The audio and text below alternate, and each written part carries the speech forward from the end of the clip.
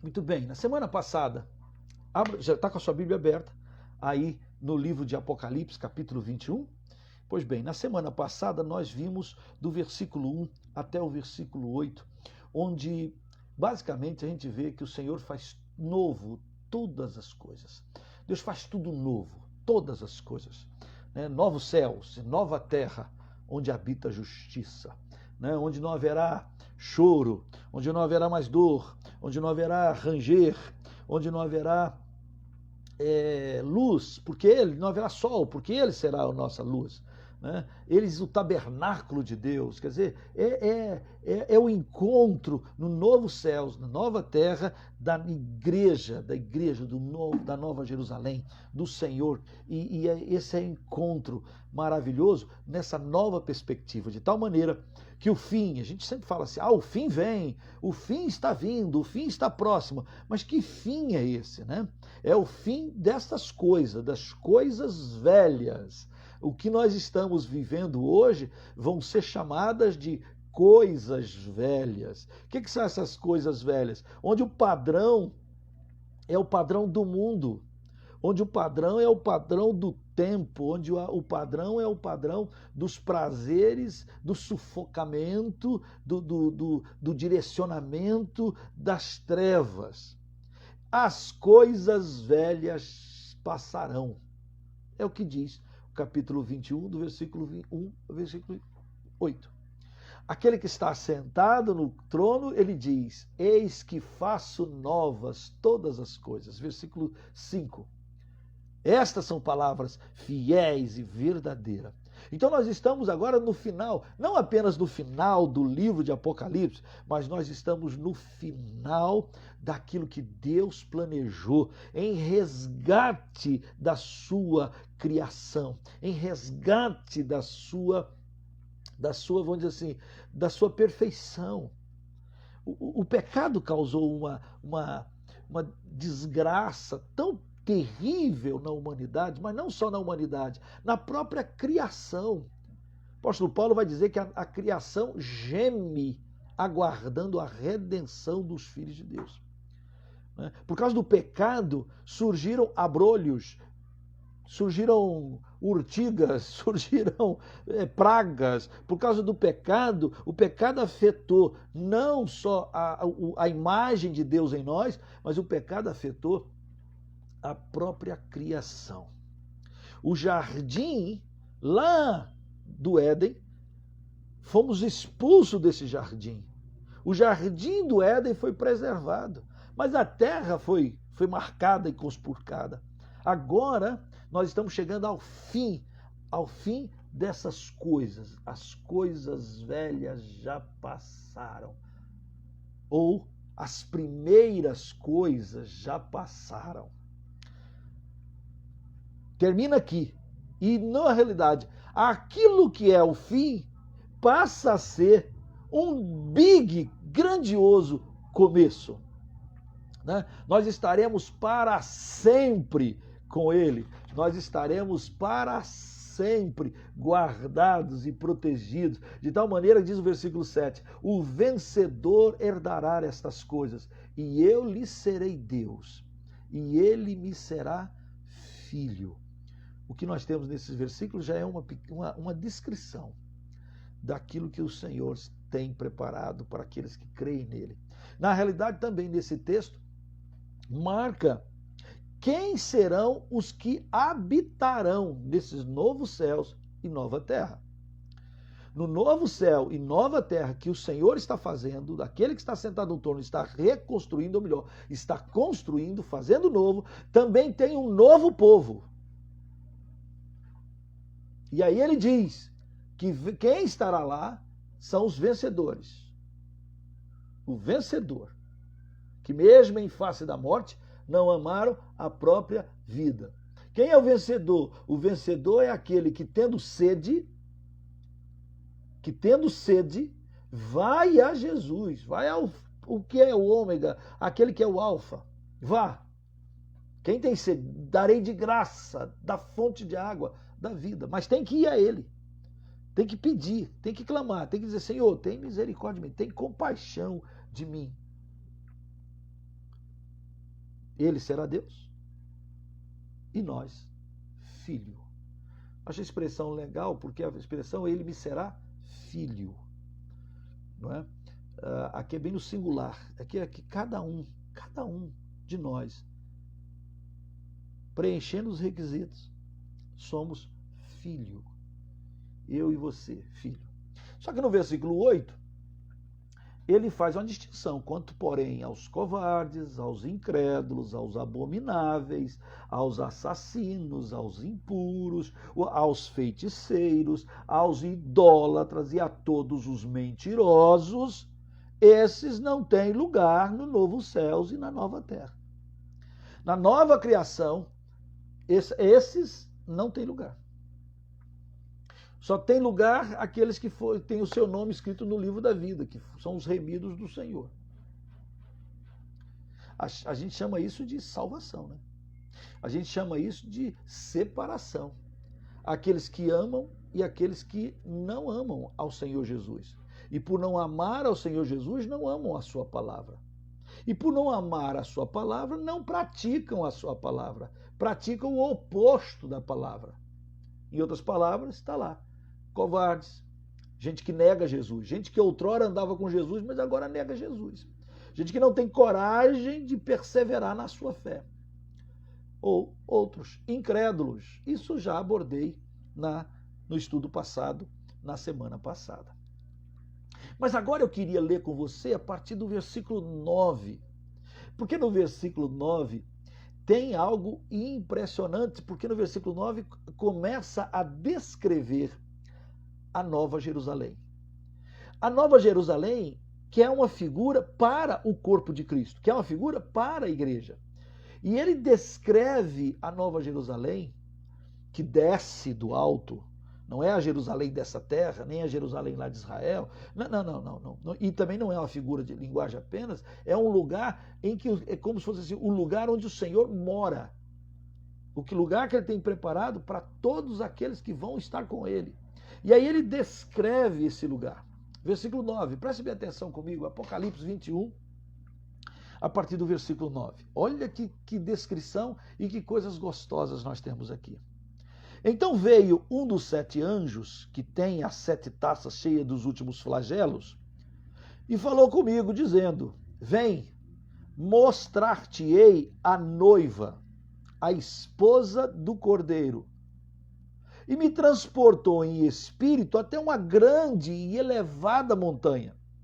E me mostrou a santa cidade, Jerusalém, que descia do céu, da parte de Deus. Então não confunda e nem queira glorificar a Jerusalém terrestre, que tantas vezes é chamada na Bíblia de a Jerusalém que traiu, que se prostituiu, que adulterou, que trocou o Senhor Jesus por tantas outras coisas. Aqui essa nova Jerusalém, onde é o Deus da paz, o Deus de Salém, Jerusalém, não é? Ela desce do céu, descida do céu da parte de Deus, a qual essa noiva, essa nova Jerusalém, tem a glória de Deus.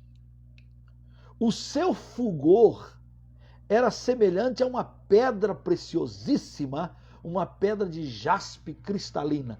Ele tem que usar aquilo que ele conhece para descrever o que ele está vendo, algo no futuro, para ele e para nós. Porém, eterna. Diz o texto, lá, preciosíssima, como uma pedra de jaspe cristalina. Tinha grande e alta muralha, 12 portas, e junto às portas 12 anjos, e sobre elas nomes inscritos, que são os nomes das 12 tribos dos filhos de Israel. 3 portas se achavam a leste, 3 portas se achavam ao norte, 3 portas se achavam a oeste e 3 portas ao sul. A muralha da cidade tinha 12 fundamentos e estavam sobre estes os 12 nomes dos apóstolos do Cordeiro.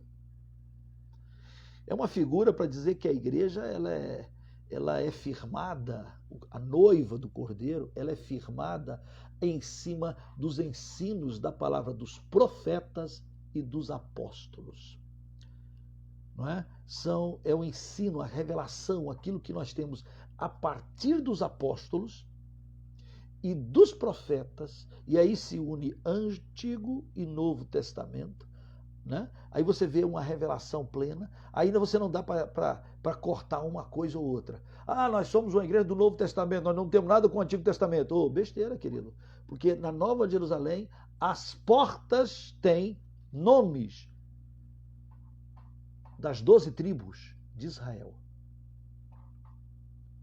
Mas essa igreja, essa noiva, está sob o fundamento, o alicerce dos apóstolos do Cordeiro.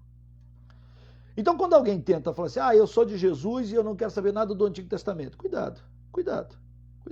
Tem coisa no Antigo Testamento que vai se cumprir em Jesus, ponto. Mas eu não posso tirar Jesus de todo o histórico, de toda a história que nos remete ao Antigo Testamento, todas as promessas, de tudo que tem lá, todo o ensinamento, todas as manifestações do poder de Deus. Eu não posso. Não, o importante agora é Jesus. Tá bom, mas Jesus é judeu. Veio de Davi, de Abraão. Ele veio, ele é descendente, ele é o descendente. Esta igreja eterna, ela vai ter 3 portas de cada lado, são 4 lados. É uma igreja que tem exatamente isso. Diz o versículo 16, olha só, a cidade é quadrangular.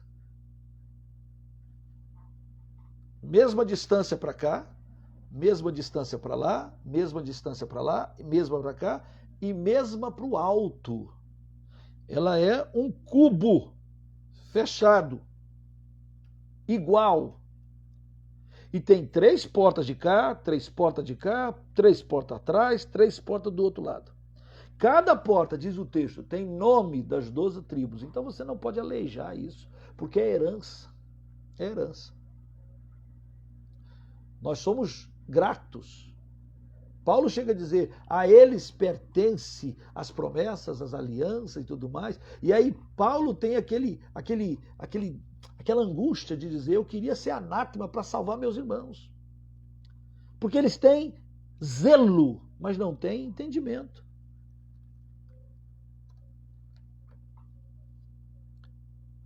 Mas nós temos a história e agora nós temos o ensino dos apóstolos, o Cordeiro. É isto que vai dar sustentação à igreja, agora e eterna, diz o texto. Versículo 15 diz assim, aquele que falava comigo tinha uma medida, uma vara de ouro para medir a cidade, e as suas portas e a sua muralha. A cidade é quadrangular, de comprimento e largura iguais. E mediu a cidade com a vara até 12.000 estádios. Um estádio é uma medida muito interessante. Um estádio equivale a deixa eu achar aqui onde eu anotei. Deixa eu achar aqui.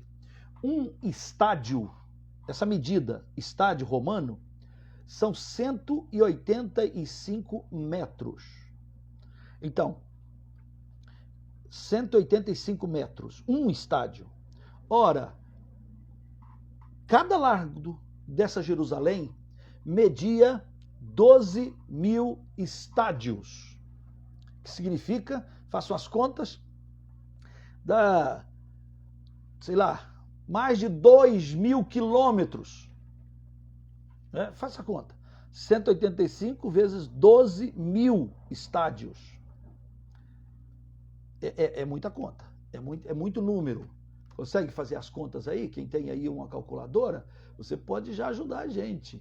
Né? O que nós temos aí? Vamos lá. Estou aqui pegando uma calculadora para a gente colocar. Olha lá. Vamos lá. 12.000 vezes 185 igual 2.220 mil metros. Isso significa 2.220 quilômetros. O que significa ir de Brasília até Belém do Pará. E ainda sobra 220 quilômetros. Essa é a distância medida aqui pelo anjo. E aí tem 2.200 quilômetros para cá, 2.200 quilômetros para lá, 2.200 para cá, 2.200 para cá. Mas não é só 2.200 assim. É também 2.200 para o alto. 2.200. Vamos dividir isso aqui por 3 metros. Por 3. Dá 740 mil andares. O que significa quando você tem uma medida desse tamanho, dessa forma? Comprimento e largura e altura são iguais. A única coisa que eu posso ver dessa grandiosidade que desce do céu é dizer que na casa de papai tem morada para todo mundo. Tem lugar, tem espaço para todo mundo. Não é? É espaço para todos. 2.200 quilômetros.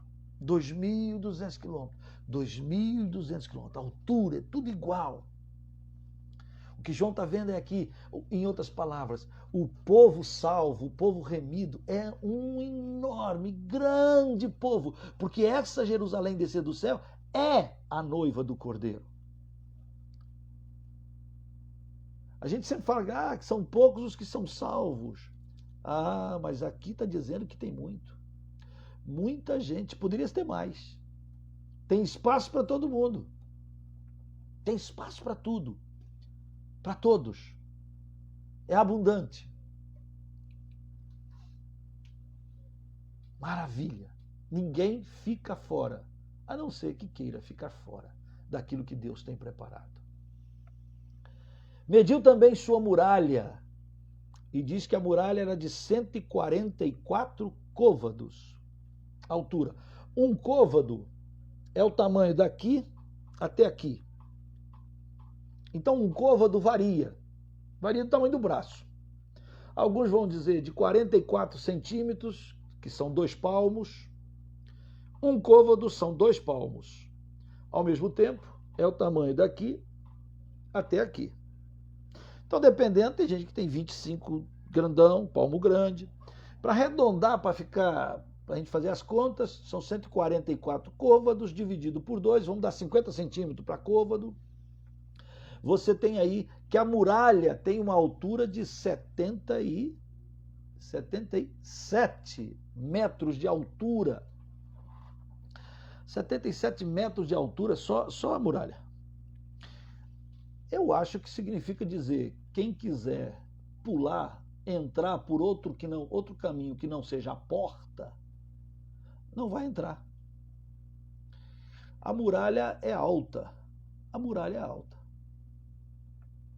Esta muralha é de jaspe, também a cidade é de ouro puro, semelhante a vidro límpido. Eu nunca vi um vidro límpido. João está usando essa figura que ele imagina, isso aqui dá para dar uma ideia do que tem de maravilhoso, preparado, o que Deus tem preparado. Os fundamentos da muralha da cidade estão adornados de toda espécie de pedras preciosas. O primeiro fundamento é jaspe, o segundo é safira, o terceiro é calcedônia, o quarto é esmeralda, o quinto, o sexto, o décimo, o duodécimo é de ametista. As 12 portas são 12 pérolas. E cada uma dessas portas, de uma só pérola, a praça da cidade é de ouro puro, como vidro transparente. Nela não vi santuário, porque o seu santuário é o Senhor, o Deus Todo-Poderoso e o Cordeiro. A cidade não precisa nem de sol, nem de lua para lhe dar em claridade. pois a glória de Deus a iluminou. E o Cordeiro é a sua lâmpada. As nações andarão mediante a sua luz, e os reis da terra lhe trazem a sua glória. As suas portas nunca jamais se fecharão de dia, porque nela não haverá noite. E lhe trarão a glória e a honra das nações. Nela nunca jamais penetrará coisa alguma contaminada, nem o que pratica abominação e mentira, mas somente os inscritos no livro da vida do Cordeiro. Mais uma vez a repetição. Quem é que entra nessa cidade? Quem é que habita nessa cidade? Os que têm o seu nome inscrito no livro do Cordeiro.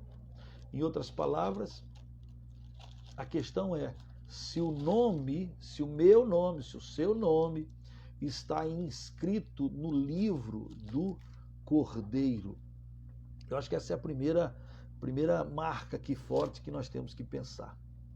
Desperta, desperta, diz Isaías, reveste-te da tua fortaleza, ó Sião, veste-te das tuas roupagem formosa, ó Jerusalém, cidade santa, porque não mais entrará em ti nem incircunciso, nem imundo. Isaías 52, Isaías já fala disso, que é uma profecia para se cumprir, não nessa Jerusalém terrestre, mas na Jerusalém celestial. Não entrará abominação, nem mentira. Somente entrarão os que estiverem inscritos no livro do Cordeiro, que foram inscritos com sangue carmesim, o sangue do Senhor Jesus, que nos coloca lá. Aqui surge para você e para mim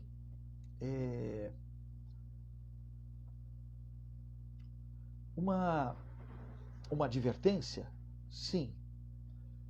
Advertência de opa, olha, presta atenção, hein? Presta atenção. Eu sou dele.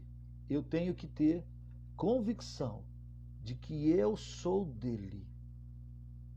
O que me dá convicção de que eu sou dele? O que me dá convicção?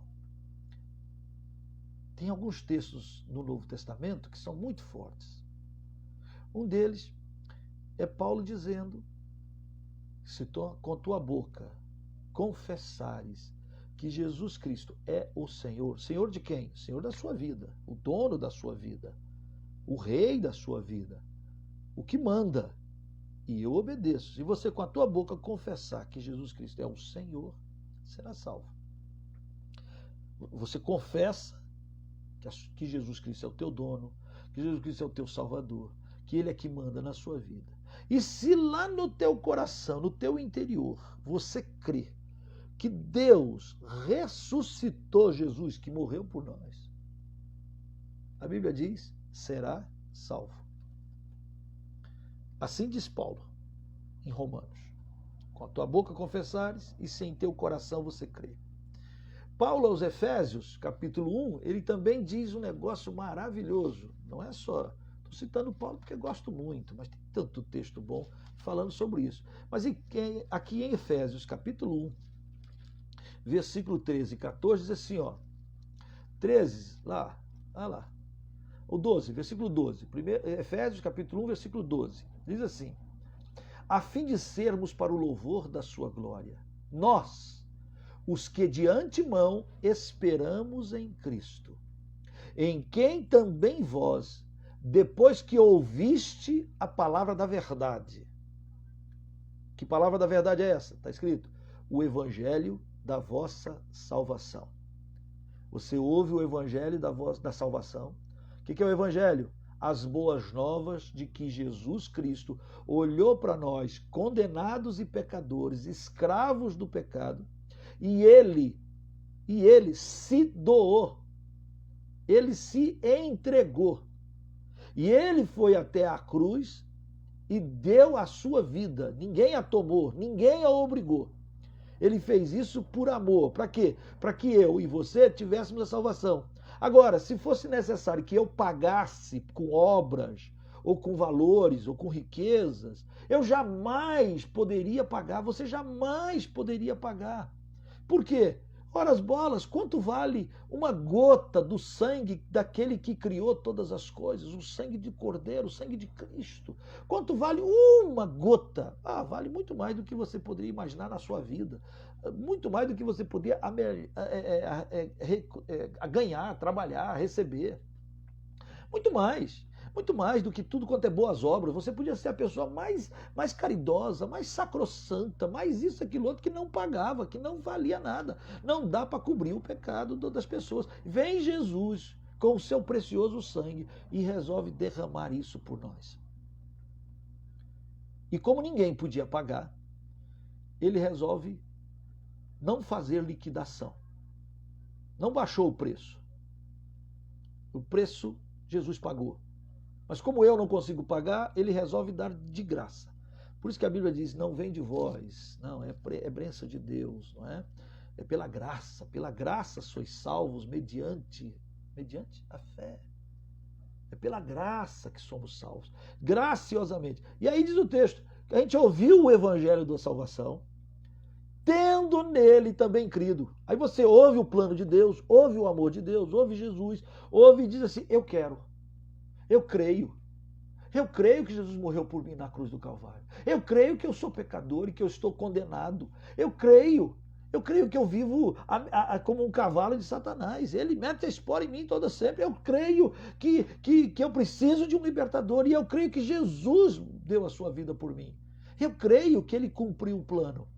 Tendo também nele crido, versículo 13, fostes selados com o Santo Espírito da promessa, o qual é o penhor da nossa herança, até o resgate de sua propriedade, em louvor da sua glória. Então, olha que coisa impressionante e maravilhosa. Olha que coisa deliciosa. Bênção de Deus. Ele envia o Senhor Jesus, nós ouvimos, nós cremos.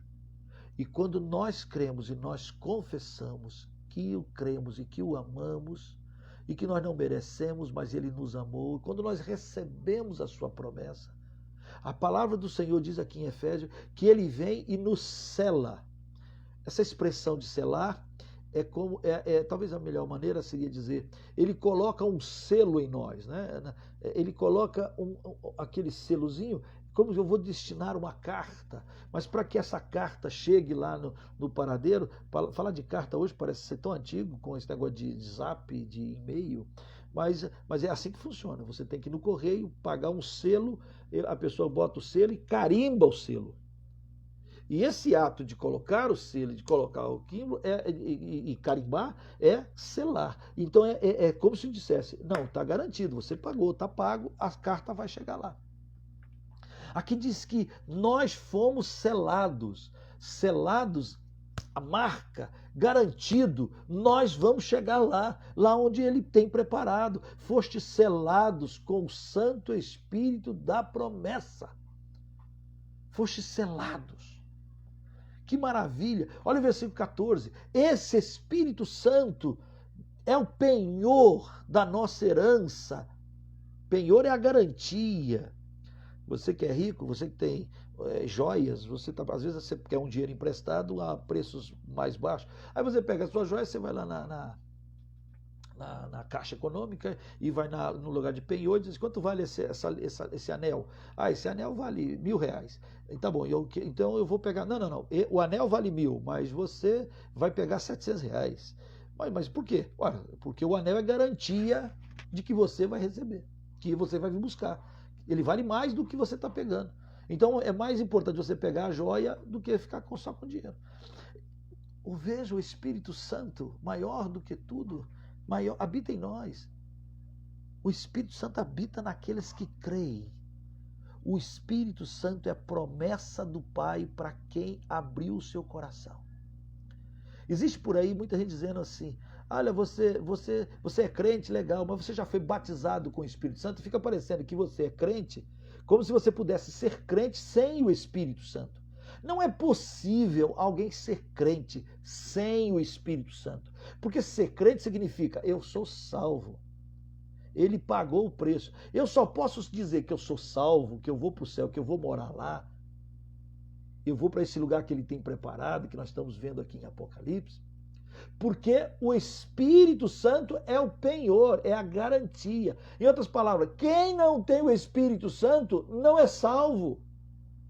Quem não tem a marca, o selo do Espírito Santo, não é salvo.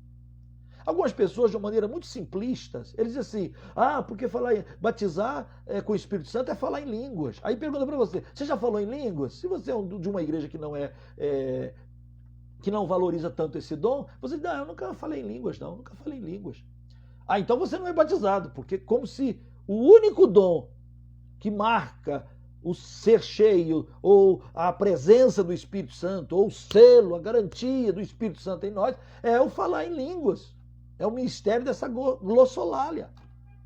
Gente, mas que pensamento mais simplista.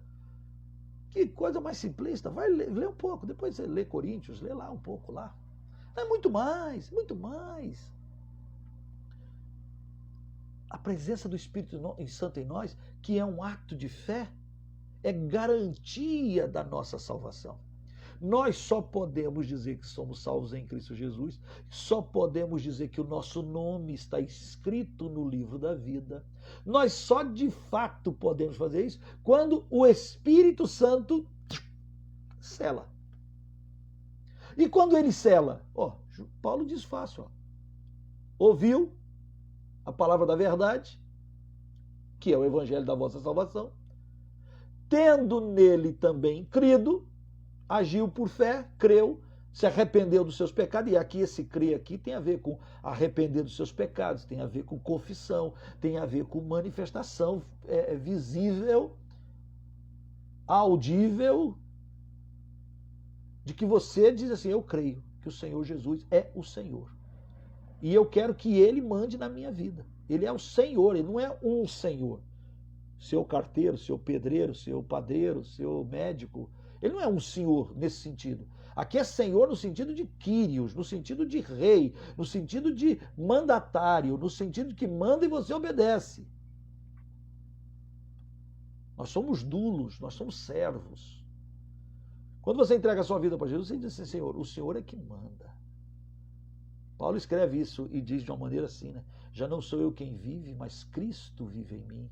E esse viver que agora tenho aqui nessa carne, eu vivo no poder dele, para a glória dele.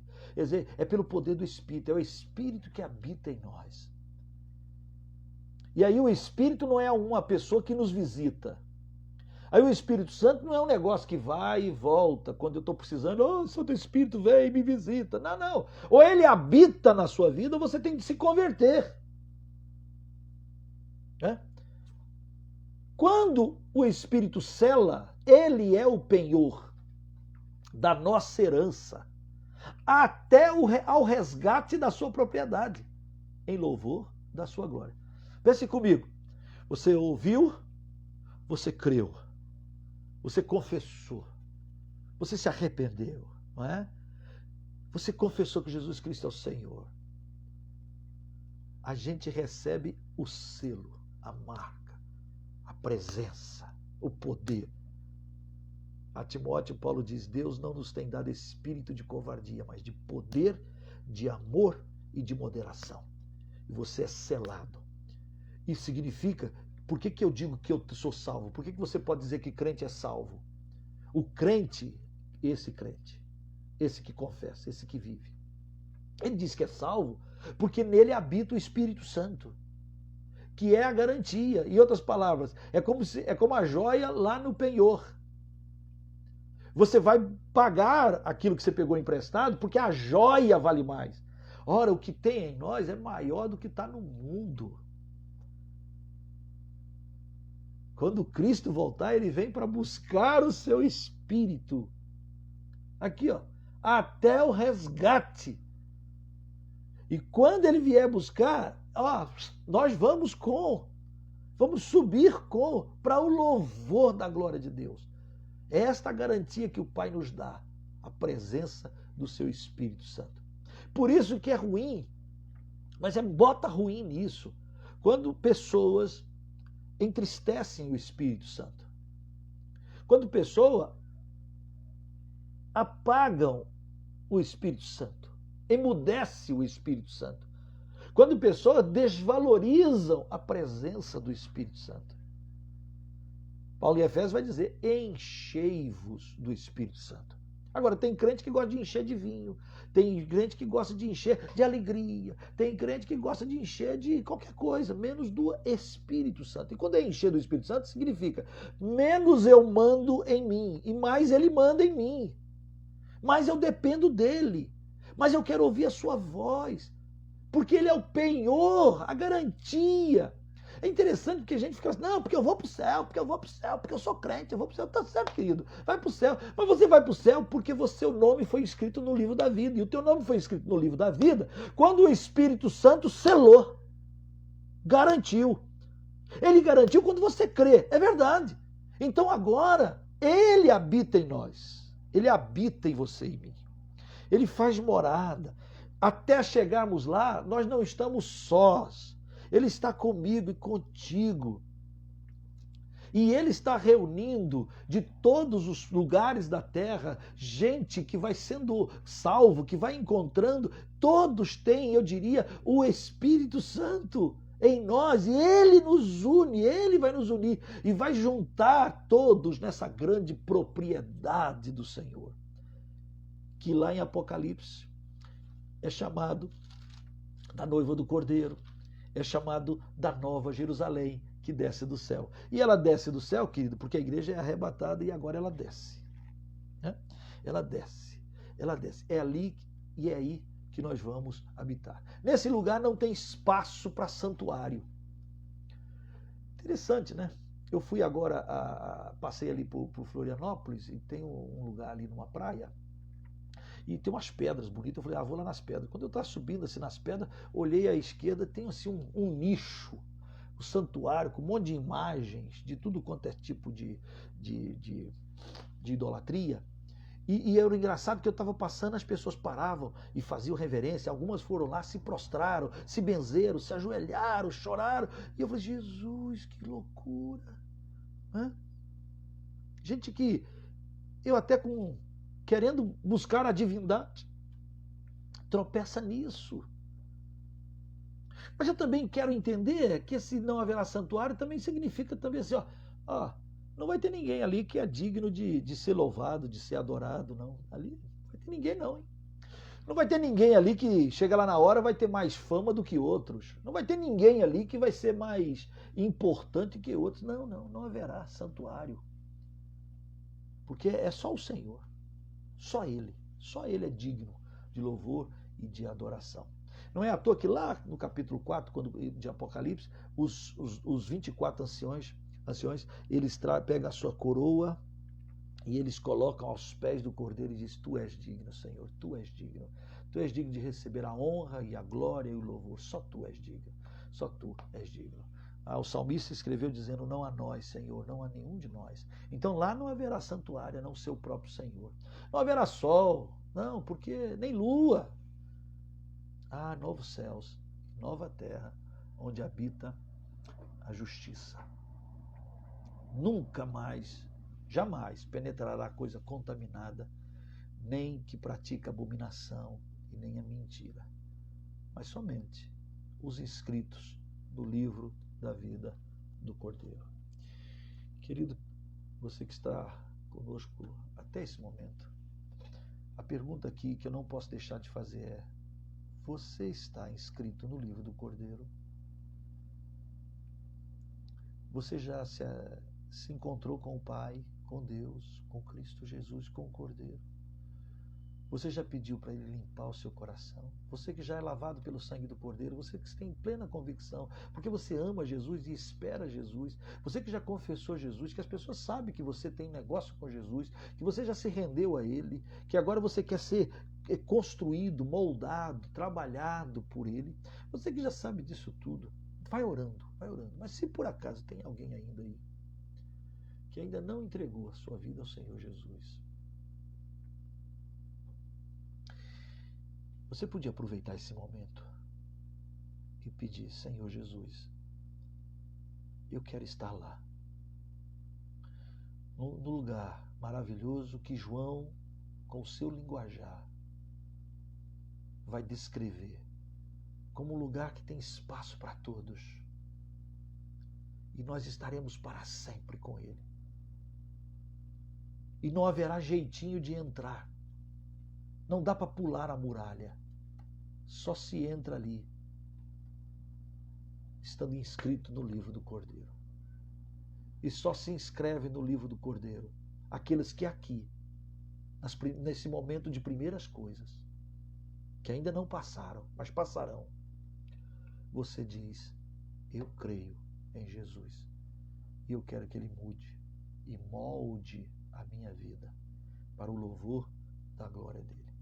Eu quero orar com você, quero pedir a direção do Senhor sobre a sua vida e quero pedir que o nome do Senhor venha sobre você e que o teu nome seja escrito no livro da vida. Feche seus olhos, vamos orar. Pai Santo, obrigado porque o Senhor tem preparado, já tem preparado. Todas as coisas estão prontas, bendito seja essa promessa. E é abundante, e é maravilhosa. E é para aqueles que creem, que amam, que confessam. Oh Senhor, então nós queremos agradecer pelo teu perdão, pelo teu amor e pela tua salvação. Queremos pedir, ó Deus, que por acaso alguém está nos ouvindo que não ainda tem certeza da sua vida eterna, que ainda não tem certeza de que quando passar dessa vida vai se encontrar com o Senhor e vai receber do Senhor um abraço de bem-vindo, dizer: bem-vindo, entra no gozo do seu Senhor. Talvez ainda não tenha entendido que essa vida nossa é tão passageira, e a salvação é para todo aquele que tem sede de buscar o Senhor e dizer: Senhor, toma minha vida, enche-me, Senhor, perdoa-me, eu quero só viver para a glória do Senhor e Salvador Jesus Cristo. Senhor, visita agora e enche com tua graça e com teu perdão. Eu te suplico, eu não sei até onde essa palavra vai, mas onde ela for, ó Santo Espírito, vá trazendo vida para a glória do teu santo nome. Em nome de Jesus oramos. Amém. Se você ainda não tinha feito a sua oração de fé, de entrega, se você não está congregando em igreja nenhuma, eu quero desafiar a você a caminhar. Procure uma igreja próxima da sua casa, uma igreja que pregue a palavra. Vai com cuidado. Se você morar aqui em Colombo, nos procure aqui. Nós estamos abrindo a igreja congregacional. Aqui em Curitiba também tem algumas igrejas congregacionais. Em vários lugares do Brasil tem uma igreja evangélica congregacional. Eu te convido a conhecer. Né? Então, uma igreja próxima de você, que a palavra está sendo pregada, vá vivendo. Tem tantas igrejas abençoadas, né? Tantas igrejas que estão amando ao Senhor, mas você não pode ficar fora. Nem com a desculpa do Covid você pode ficar fora. Que Deus te abençoe. Deus fortaleça o seu coração e o nosso coração. Né? Na próxima quarta-feira, querendo Deus, nós estaremos novamente aqui estudando agora o capítulo 22, o último capítulo da Bíblia. Você não pode ficar de fora disso. Você deve estar louvando e absorvendo e crendo. Ore por nós, ore pela missão Projeto Zero, ore pelos nossos missionários aqui no sul do Brasil, ore para que Deus levante mais obreiros, que Deus abra as portas, porque há muita terra, muito povo, muita gente sem discernir da mão direita e da mão esquerda. E nós queremos encher e povoar a nova Jerusalém que vai descer do céu. Beijo no coração, que Deus te abençoe, ore por nós.